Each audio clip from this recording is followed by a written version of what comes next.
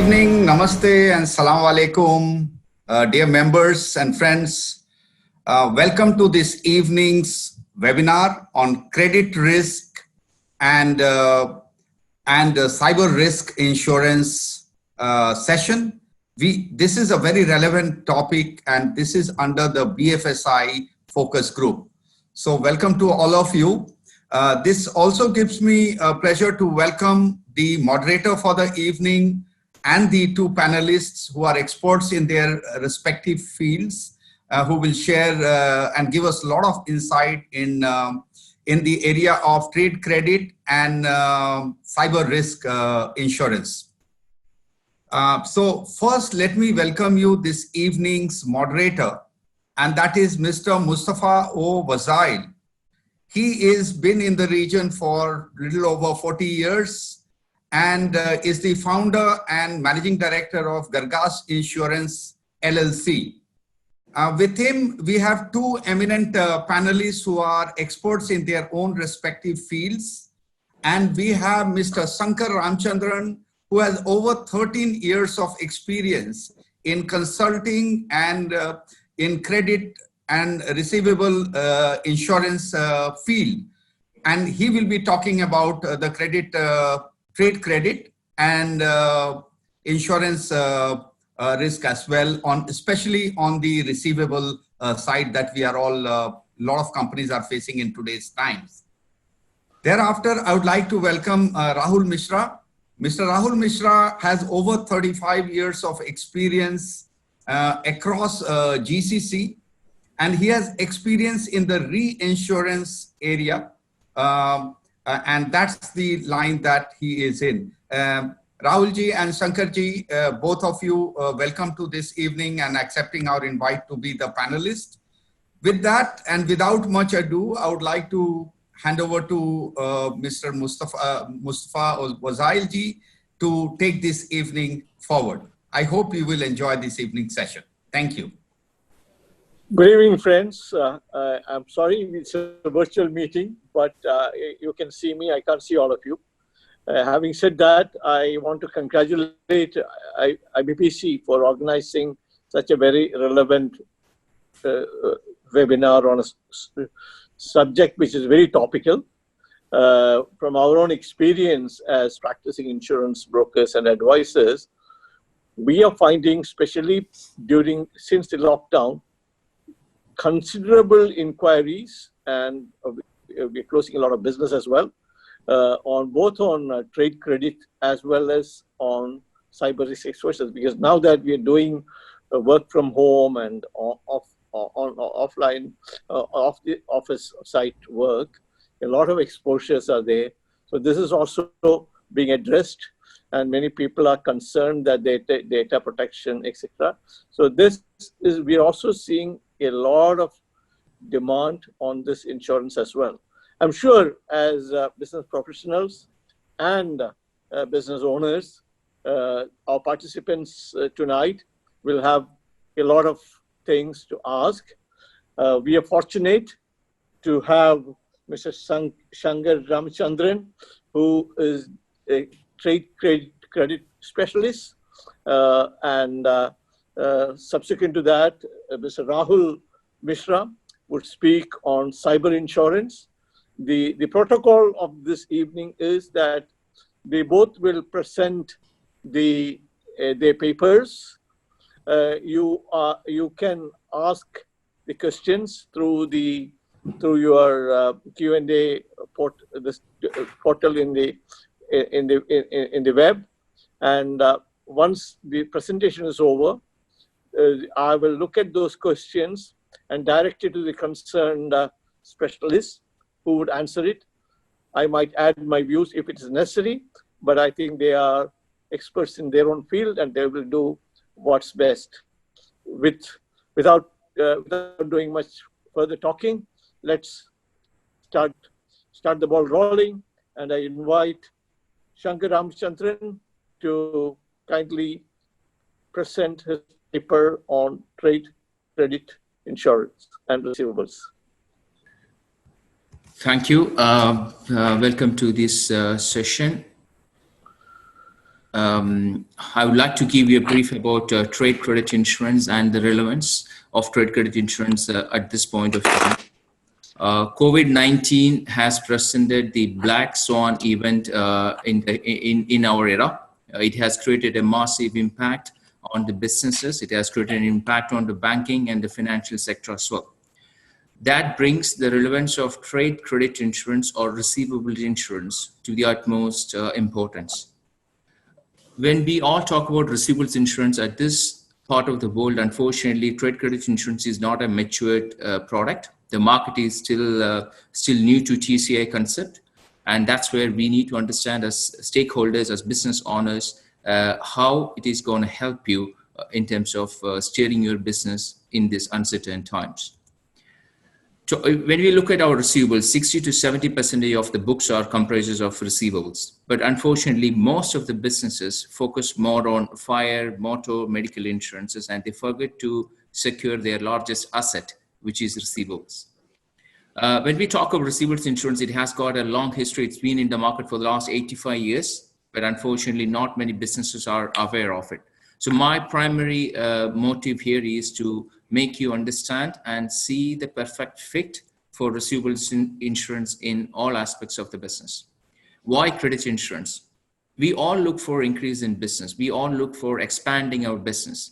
Unfortunately, when we look at the present situation, we ourselves are not sure how or who we can trust, whom we can get exposed to in terms of credit.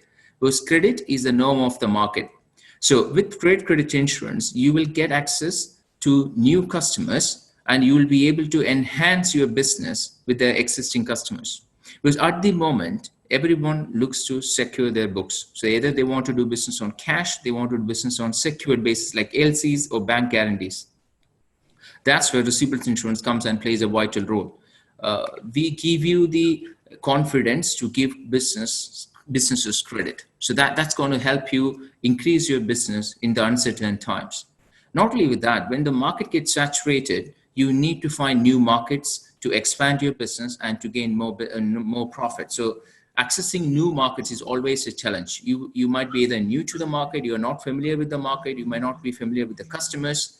So when you have receivables insurance policy, it will help you in understanding and assessing the customers in different markets which is not accessible to you. At the same time, if you look at it, markets like GCC, markets like, for example, Saudi and in UAE specifically, we have now insolvency law in place. It helps the businesses. However, you as a stakeholder always have to have the fear of companies going insolvent or filing for bankruptcy.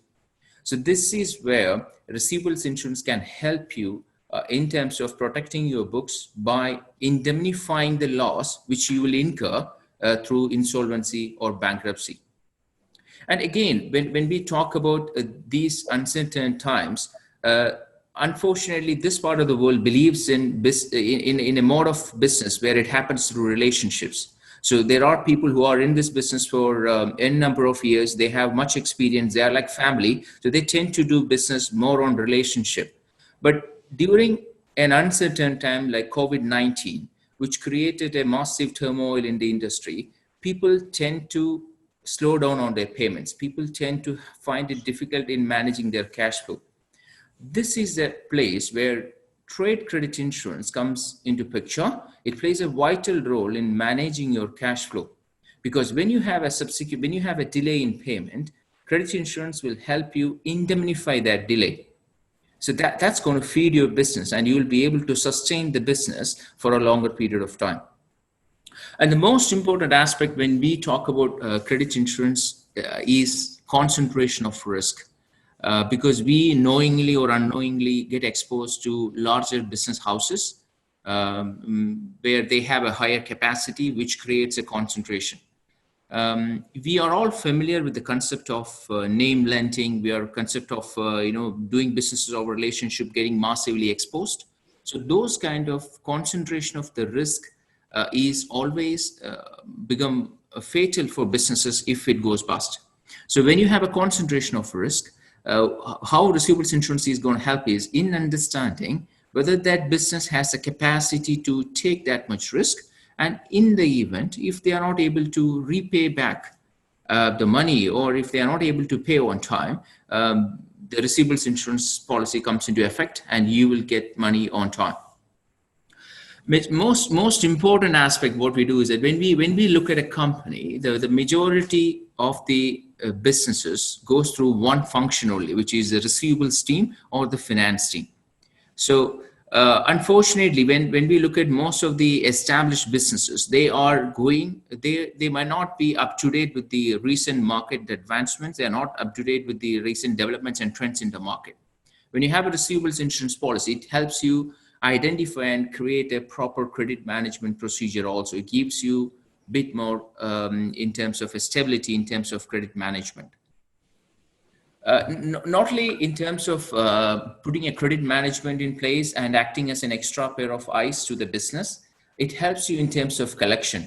In general, the companies tend to take more time in collecting the money by appointing debt collectors, filing legal cases. When you have a receivables insurance policy, that's going to help you in terms of collection as well. At the same time, we all have necessities for funding. Every business house goes through the same process of trade finance and funding. When you have a receivables insurance policy, you are giving the strongest collateral which you can give it to a financial institution, which is going to help you get better lending rates, low collateral. So these are the key aspects which trade credit insurance can bring into your business.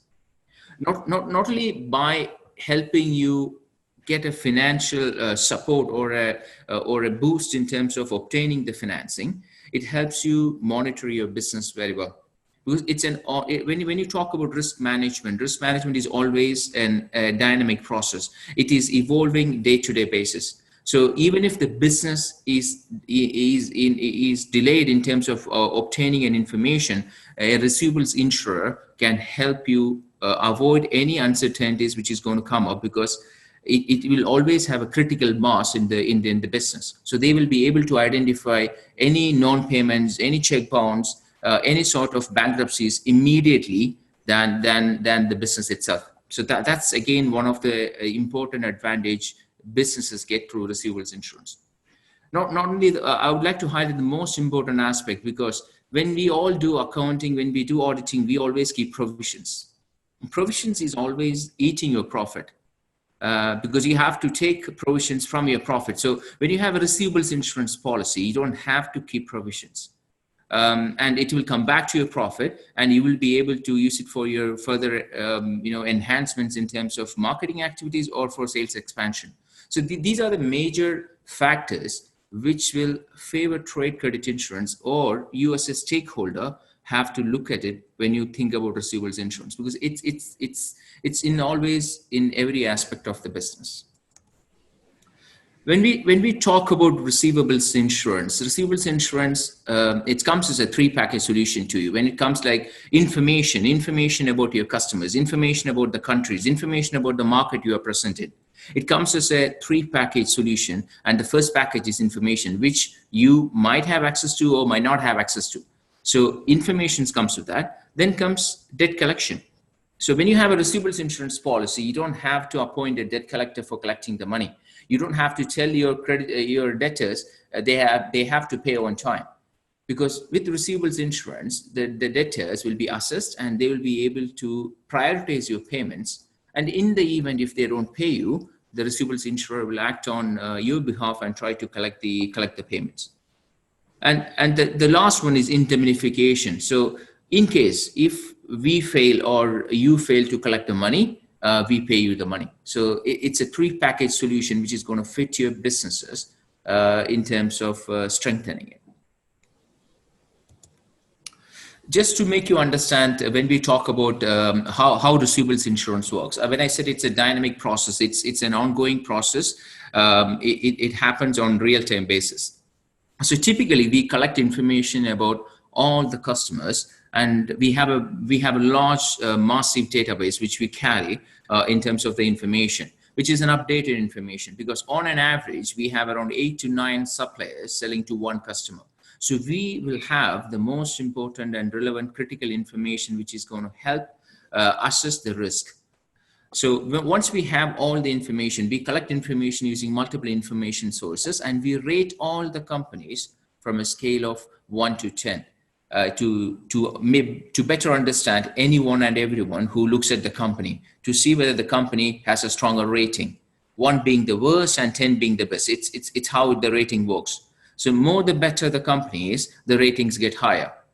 Once the companies are graded properly, then comes the job of risk underwriting. That's when we look at different aspects of the business, typically the financial aspect of the business, the behavioral aspect of the business, and then we come back and tell you, yes, this company is good for credit, and you wanted to offer $1 million, we will be able to support you with $1 million. Or we might come back and say, don't offer $1 million, you should look at 750, 500 based upon the credit worthiness of the client. Or we might say, no, don't do business at all, because that's the kind of information you need. You need to know why you're not able to offer credit. We might tell you the company is in a bad position, the company has either check bounce, the company is already defaulted with your competition. So we give you the critical information which will help you decide on every business. Once we take a decision on a limit, which is your requirement, obviously, we will let that information pass through you through an online mechanism. And it will be an ongoing monitoring mechanism. The moment we guarantee a payment, it will be monitored for a period of 1 year or for the policy period.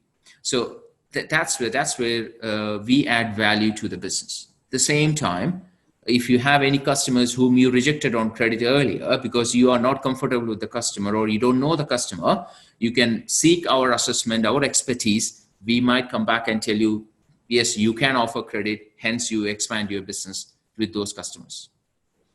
So these are the key aspects of the trade credit insurance business. Absolutely, Mr. Mustafa. Shankar, thank you very much. I'm not seeing much questions being asked, so I hope people will make use of the facility. Shankar has done a wonderful presentation, and please do come up with a question so that at the end of Rahul's presentation, we can go back to the Q&A. Now, Mr. Rahul Mishra. Thank you, Mr. Mustafa. Thank you, Dilip. Thank you for IBPTC to sort of allow us to present the cyber insurance aspect to the members. So I hope everybody's seeing the screen now. With the COVID-19 and new normal, cyber has become paramount in everybody's minds, and people are beginning to sort of focus attention on cyber. So the way I'm structuring my sort of presentation to the members are that I will give you what cyber is all about, like what's happening in the cyber space and what kind of incidents we are looking at, how the policy works, what are the key aspects of the insurance policy you need to look at, and then what are the risk mitigation factors. So from recent public information, we have seen, and this is in the UAE newspapers, through TRA, etc., that almost 82% of companies had cyber attacks. 51% had multiple incidents. And typically, the kind of incidents they are having is account compromise, where the identity has been compromised. People have got into the identities. Phishing, where credential phishing has happened, where sort of they're through telephone, through malicious emails, they have tried to elicit credentials from unsuspecting customers. And the third one is insider threat. Now, this is something interesting which has happened, and it has become even more relevant in present day's time because of the COVID situation. Because as you know, with the economic situation, there have been people laid off, counterparties, contractors not being paid, resulting in disgruntled insiders. And they sometimes don't take it in a way that they should take it, either because the employers have not sort of done the the interaction correctly, or some other issues, or payments have been stuck, so they have a malicious intent, and they try to hurt the organization with the information they've got. The other thing which we have seen recently, and this is where I'm sharing you, is that over last 1 year, the cost of a cyber attack and trying to sort of repair the cyber attack, the cost of claim has gone up from about $10,000 on average to $57,000. And last quarter, this is the first quarter this year, because of the COVID, there has been a 25% increase on in ransomware attacks. So as you can see, the activity on electronic incidents or cyber criminal incidents have gone up quite substantially. In fact, if you ask a question to people as to what they think, if you ask that, is your laptop or your mobile secure, and you cannot answer in affirmative whether it is secure or not, because we do not know. It's kind of intangible. We don't know who's stealing the data, what's happening. What are the problems that we are facing because of COVID situation is, as the people have sort of had to quickly move from home, there were many organizations who were never sort of set up to work remotely. And they had to sort of fast track this process of setting up a remote working environment to provide the service. Some had already were prepared and they had to move. But even then, some of the weaknesses that we are seeing and which is causing increases home Wi-Fi. So generally, when you are working in your sort of offices, the Wi-Fi are secure, people, the IT is there. But here, at home Wi-Fi, it's a very weak spot. And I'll give you one incident which I sort of came across and which opened my eyes. Was in my house, I had some laborers working for some sort of renovation work. And then one day, we were doing some, my company installed a firewall in my home Wi-Fi. 3 days later, the labor came and told my wife, "You're very difficult to get to your Wi-Fi." Now, what I'm trying to say is that we did not share our Wi-Fi password with the laborers, but they were able to access the Wi-Fi before the firewall was installed. So this is my house. So there are a whole bunch of people and they have these softwares where they can crack Wi-Fi from homes. So home Wi-Fi is one of the weakest links. The other thing is, you've got children in the house, you've got people staying in shared accommodation using the same Wi-Fi, a whole bunch of devices. And what we have found, and recent statistics say that 29% of the cyber hacks are taking place because of the weaknesses in the passwords and home Wi-Fi. The second aspect is, because you are remote working, we are using VPNs to access the systems. And this is where what happened is, malware is planted in the home environment, and then it sort of uses your device, and when you connect the VPN, to get into the corporate networks. So this is another thing which we are seeing sort of happen regularly now. So this is increased threat. Phishing, as I said, phishing is a very big threat. And you have seen recently, and you've seen banks also continuously educating customers that there has been an increase, masqueraded applications, emails, messages, sort of saying your account has been blocked, please send your passwords, and those kind of things to get your identity. So this is one of the biggest things. And then we are seeing increased links coming through on your emails and applications.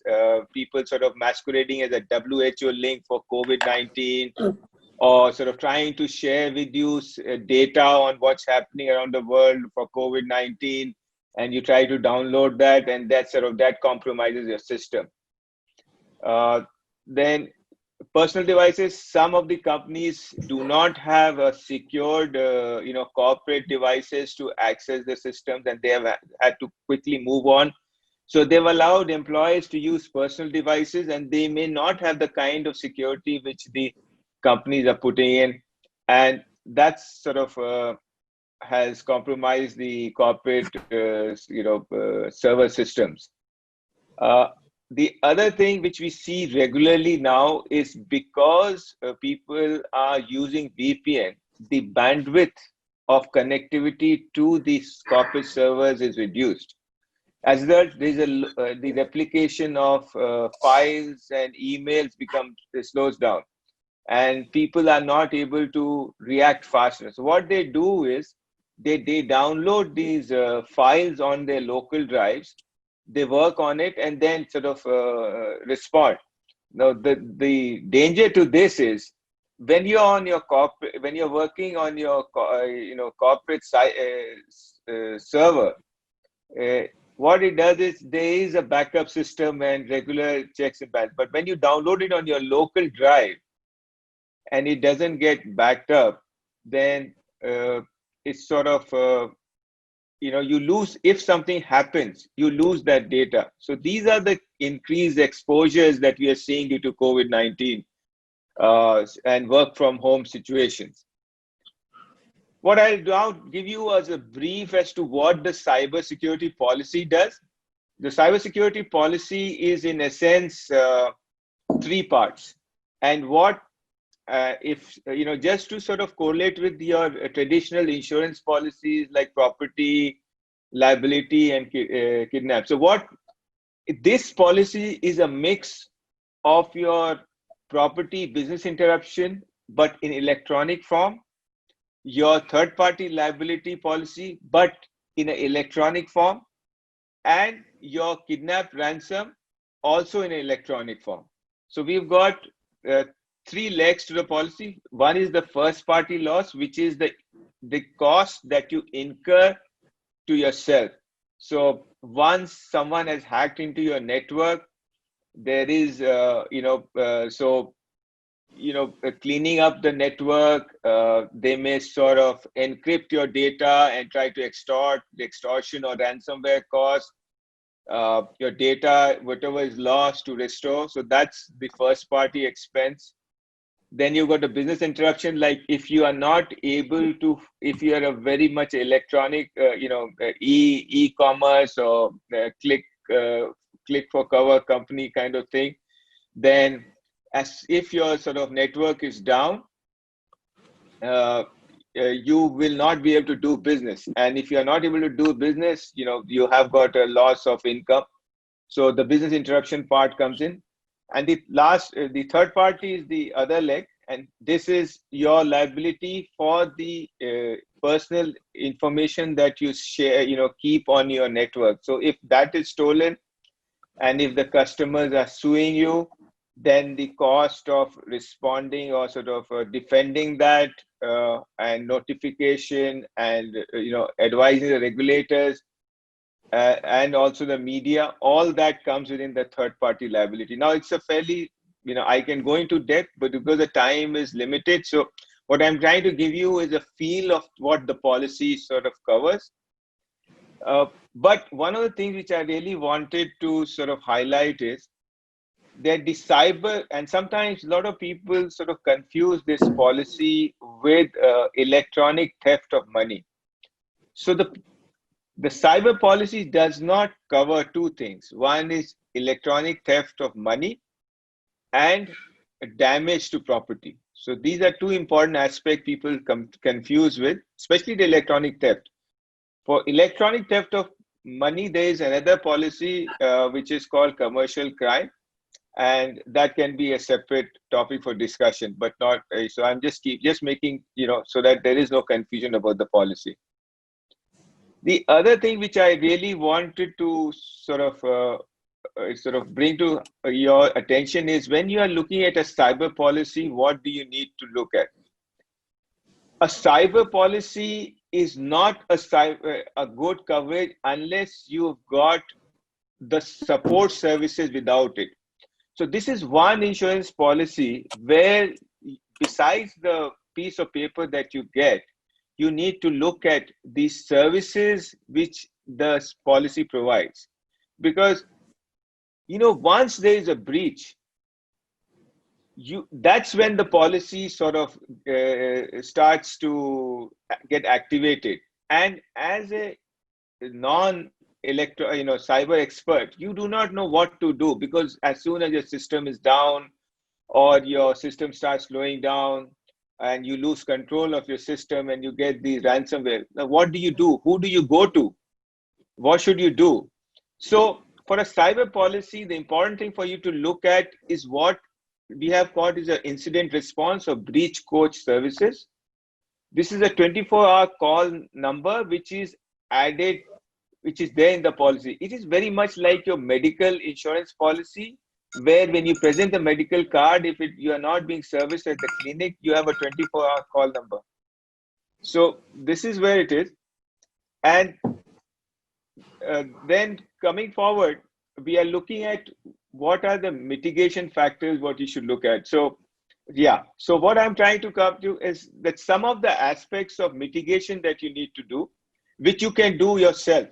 So one is educating the employees, securing your home Wi-Fi, open email form, which is standard condition. But some of the things which I really want you to focus in the last three is try to control your personal identifiers in public. You know, don't share these information like passport details, parents, spouse name, children name, date of birth in public. Have a separate secure email and a separate mobile number for your banking or such sensitive services that you take, because these are important sort of communication aspects with your mobiles, etc.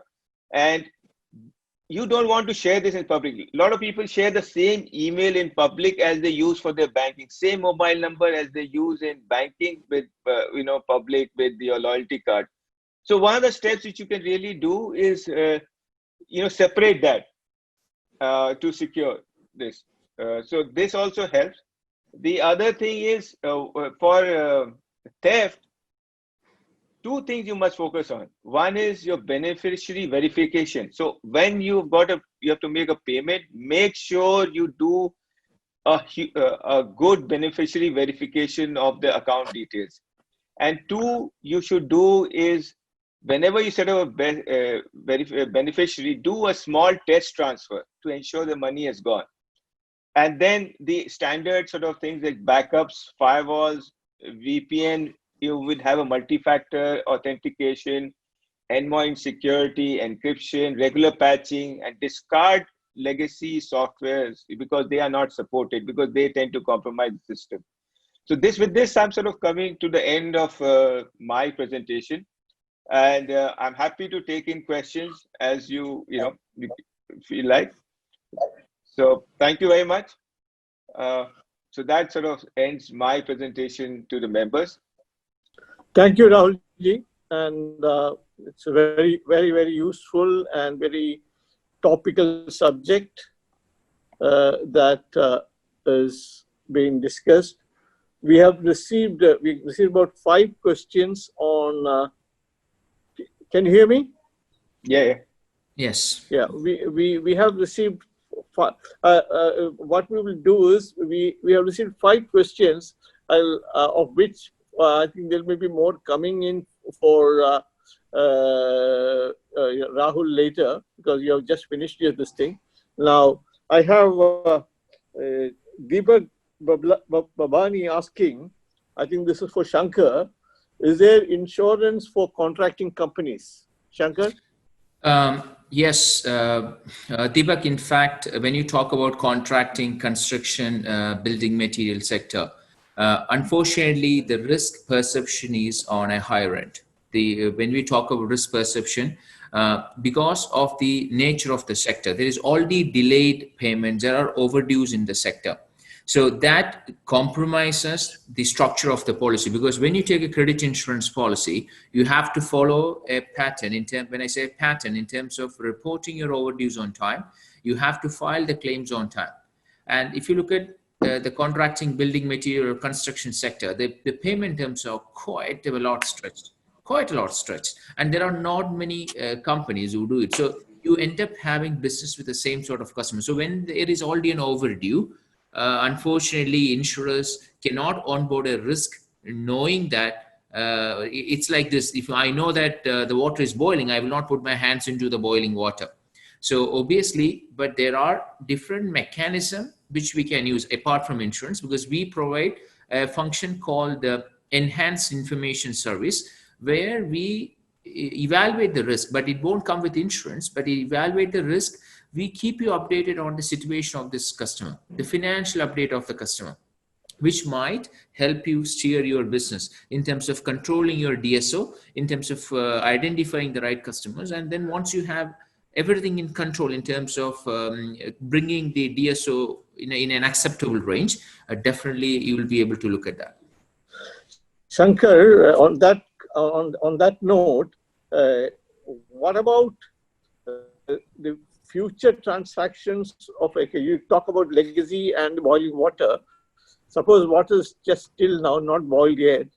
What about if a contractor wants to do this from now on for his trade credits? What is available for him? So this is where, as I said, the information aspect comes into picture, because if you look at the sector, as I said, on an average, we have 8 to 9 suppliers selling to the same customer. So for example, in the construction, contracting and building material sector, already there are overdues in the sector. So that you might be dealing with the largest contractor, but unfortunately somebody else would have already filed an overdue on the customer. So I will not be able to cover this customer for other policy holders. So this is the only reason why we don't look at construction contracting, because when you file a claim, I have to take the legal action. So when I take a legal action against a contractor, you have to stop transacting with the business. So it will impact the policyholder because the sector is already in a delayed mode, So you cannot change the sector. So hence we shy away from that.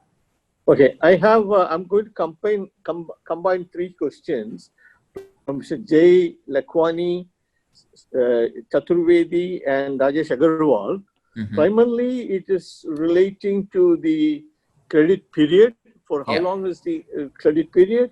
Second, I think you also seen the questions. Yes. Second, Mr. Chaturvedi is asking, is it delayed payment or is it bad debts that you're going to cover?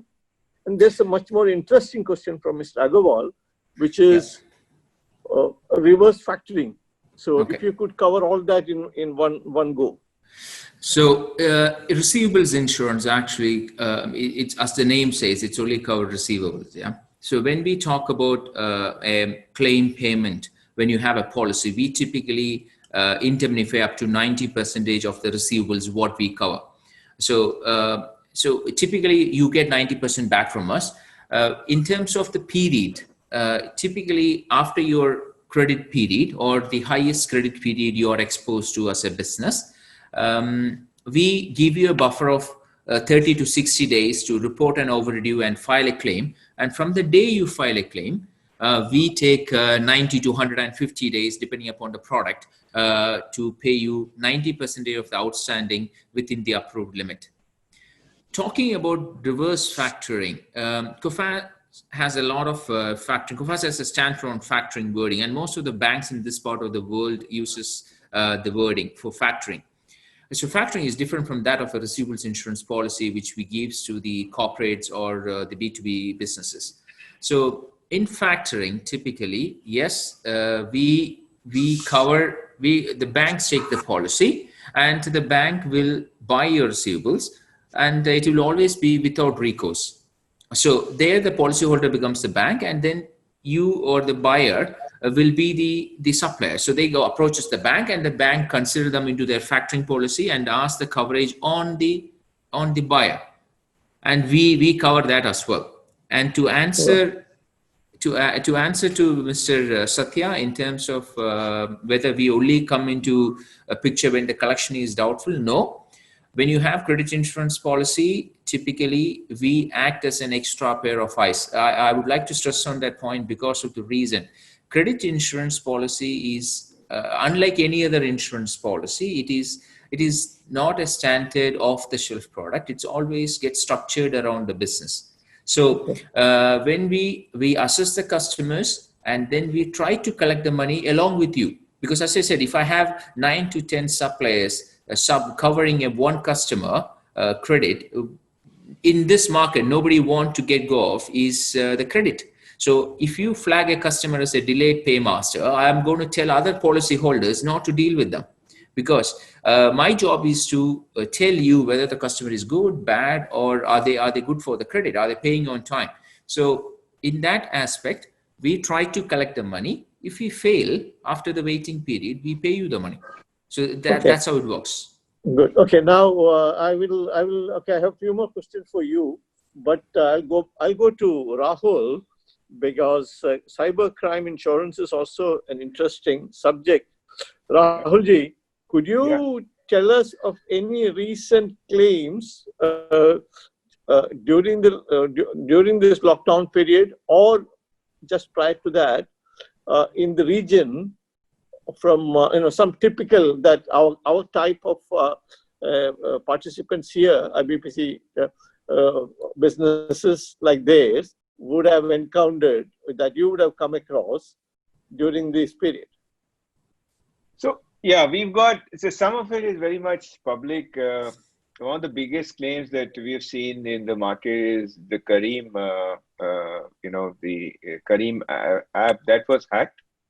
There was about 5 million customer details which were stolen from the customer. And so in that case, what we did was we had to appoint a breach coach, and we had to get the forensics in, and the claim was significant. I can't share the details of the claim, but that was a fairly large claim. I just talk about general terms. We can't be specific. Yeah. Then there was another situation which there was a very large claim, but that was almost to a tune of couple of years back, 3 years back, almost $40 million of claim. Wow, that's big. So have you been given any notification recently on potential claim? At this point, no. Not yet. In fact, not yet. but not yet. But we insure a very important, and I don't want to share the name of that company because it's a very important company in UAE. It's a government-owned entity that was breached. We insure them, and there was some data which was damaged, not stolen, but damaged. And to reconstitute the data, there was about $250,000 of cost. Yeah, that's very interesting to note that cyber insurance not only does compensate you or meet any claims that you may have, it would also pay for the restoration of the data. Yeah. So okay, now I'll come back to Shankar. Yes, Shankar, please. you've seen questions from Arvind Dakshin and Sumanta. Yes, Both are please. saying that you credit insurers are very pick and choosy, not giving insurance where it's needed. It's like the bankers giving the umbrella when it's not raining and taking it away during the rains. Yeah. Just to highlight on that again, when we talk about receivables insurance, it's typically again, it's not a blanket cover. So what you need, see, if you look at the businesses which don't have insurance, why they take insurance? It's simply the answer is this: me and you don't know who is right, who is bad. But when we step in, what we do is we assess a customer on different aspects, typically, as I mentioned, financial and on a behavioral level. When I talk about behavioral level, that's where we understand how long the customer is based in the market, whom is he selling to, how is he getting paid, is there any delay in payments, is there a check bounce? So we look at different behavioral aspects, and then we come back along with the financial analysis, and then we come back and say, guys, this company, you can trust him and give him some credit. But that doesn't mean that you'll onboard all the customers. It's like this: I come to a medical insurance company and say that, no, I have cancer, I have diabetes. I want you to insure me for everything. No. So the job is risk management. So obviously, all the risk might not be acceptable because you might find a good name, you might have a different. I fully understand what you're saying. That may not be what our listeners would like to hear. They say, okay, I will insure everything, but that's not possible. Absolutely. Absolutely. Just to answer Mr. Sumanda's question, we have a history. So thank you, Mr. Sumanda.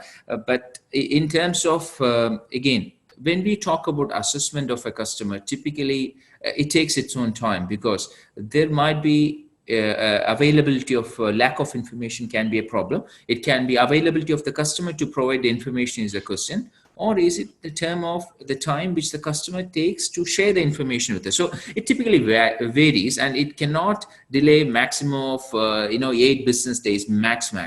But when you talk about a prospective customer, what I would recommend always to my clients is you should list those customers the moment the sales guy started prospecting. So you shouldn't wait for the deal to conclude, so that you have a decision in your hand, and you can whether this customer is good or bad. What happens typically is they wait for the deal to conclude, and then they ask us for a feedback. Then we take our time, and then you'll be like, sorry guys, you are taking a delay. So my request is always to ask for a coverage probably the day when they start prospecting. Now, Eugene has an interesting question, which I would tend to agree with him, because when you go to a customer, they will come up with frivolous issues. Send me the statement. Send me that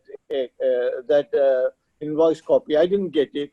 You keep sending it to them many times over the months. Yes. So Eugene's question is the credit period, and if it's not paid, I think you would pay that, right? If within the credit period, if an approved debtor is not paying, you would collect it. You would pay the client, correct? Yeah. Again, just to give you a different perspective of it, I'm 35 years old. The industry is 85 years old. So we have seen all the drama which a customer can create in terms of a dispute, because the only thing what credit insurance don't cover is a dispute, because there should be a transfer of ownership for the receivables insurer to step in and act on their behalf and then pay the claim. So when we talk about receivables insurance policy, this is the need, and this is where we have specialist team, information team, risk team, credit account management team, claims team. We give an induction to the policyholder in the beginning itself to make them understand what documents we would require in order to honor a claim. So typically what we ask is a purchase order, intention of the buyer to buy. It's not a mandatory thing, but it's an intention. So what we are trying to avoid is we have seen in our experience that the buyer will say, sorry, I didn't ask for it. I know Eugene just sent me the goods. I didn't ask for it. So what we ask is intention of the buyer, means purchase order.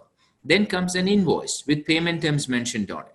So what we don't want is just raising an invoice without payment terms, giving a chance for the buyer to say, sorry, that was a cash invoice. You understand? So the delivery man collected the money. So okay. At the end of the day, it boils down to good best practice on your accounting system, and the purpose of credit insurance to give the buyer of the insurance an additional layer of protection that this guy goes bankrupt or is becoming difficult, so long as the client has complied with all the reconciliations, the accounting systems. Once that is on board, and once you have approved that list of creditors, you are okay to pay. So, Mr. Muswa, this is where I mentioned about the extra pair of eyes comes into picture, because before we onboard the client, we tell the client, okay, you are lacking 1, 2, 3 documents. You need to bring that on board so that you can get the claim. So this is where the value addition happens. Okay. Yeah. Right. Thank you. And now coming back to Rahul, is there anything you want to add on cyber insurance for the benefit of our participants? Not significant, because basically what I was trying to stress on in my presentation earlier was 2 things. The policy is what you purchase, and the people, there are many types, many coverages, many wordings. It's a very new policy, it is still developing because, really the first few cyber policies started coming in 2012 in the market. And then it has been in continuous evolution since then. The important thing which I really want people to focus on, and people will see my presentation later, is some of the definitions and how broad those definitions are under the policies.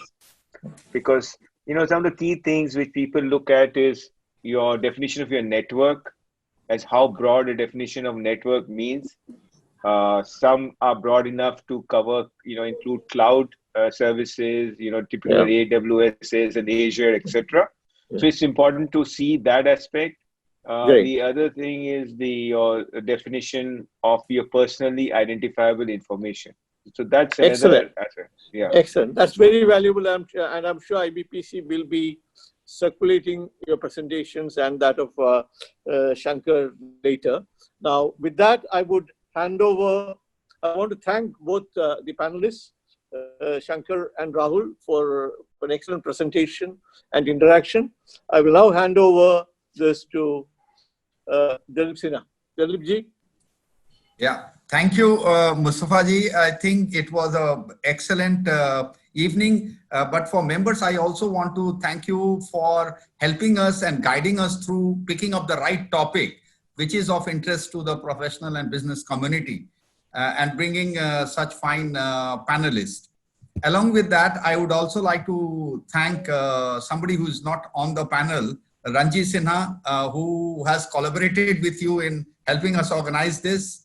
Ranji is a committee member of BFSI group, which has organized this session. So this is through his offices and overall guidance of Mustafa ji that this has been possible. And I would also like to thank Shankar and Rahul ji for such insightful presentation and the clarity, some of the things which are not known to everybody. And I'm sure all the details will be circulated to all the members. And if anybody has any further questions, they can come back to yourselves or through us. So thank you once again for a wonderful evening on a topic of much relevance to business and professional community. Thank you all, and thanks Sivi for, as always, organizing the whole thing and running it through. So thank you once again. Thank you. Thank you.